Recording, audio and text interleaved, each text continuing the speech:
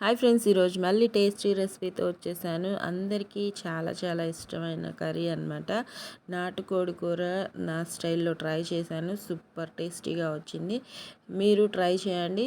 నచ్చితే లైక్ చేయండి. యూస్ఫుల్గా ఉంటే మీ ఫ్రెండ్స్ అండ్ ఫ్యామిలీ మెంబర్స్కి షేర్ చేయండి. ఇప్పుడు చూసేద్దామా మరి ప్రాసెస్. ఇంగ్రీడియంట్స్ ఈజీగానే ఉంటుంది, టేస్ట్ కూడా అద్భుతంగా ఉంటుంది. ఇంకా సండే టైంలో చేసుకుంటాం కదా. ఇదిగోండి, ముందుగా చికెన్ అదే నాటుకోడి తీసుకొచ్చారు. నీట్గా వాష్ చేసి కుక్కర్లో వేసుకుంటున్నాను. ఉప్పు, పసుపు, ఒక్క ఉల్లిపాయ, 2 పచ్చిమిర్చి వేసి ఉడికించుకున్నాను అనమాట. అది ఉడికేలోపు ఇంకా అది మామూలుగా ఉడకడానికి టైం పడుతుంది కాబట్టి కుక్కర్లో వేసుకున్నాను. ఇక ఉల్లిపాయలు పెద్దవి 2 ఉల్లిపాయలు కట్ చేసుకొని పొడవుగానే ఇలా బాగా ఫ్రై అయ్యేంతసేపు ఫ్రై చేసేసుకున్నాను. అల్లం వెల్లుల్లి పేస్ట్ ఫ్రెష్గా పట్టుకొని వేసుకోండి, టేస్ట్ బాగుంటుంది. ఓకేనా, ఫ్లేవర్ఫుల్గా ఉంటుంది కర్రీ కూడా. ఇంకా 1 స్పూన్ అంత వేసేసుకొని పచ్చివాసన పోయేంతసేపు బాగా ఫ్రై చేసేసుకోవాలి.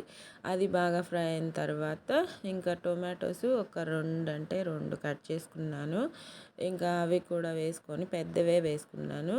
ఈ అదే టమాటా మగ్గేంతసేపు బాగా ఫ్రై చేసుకోవాలి. ఇదిగోండి, ఈలోపు మన చికెన్ చూడండి చక్కగా కుక్ అయిపోయింది.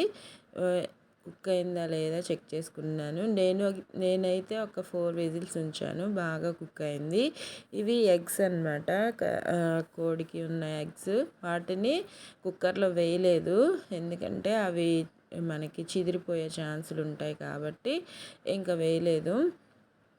ఇంకా చికెన్ కూడా వేసేసుకొని చక్కగా హై ఫ్లేమ్లోనే పెట్టుకోవాలి ఈ ప్రాసెస్ జరిగేటప్పుడు అంతా.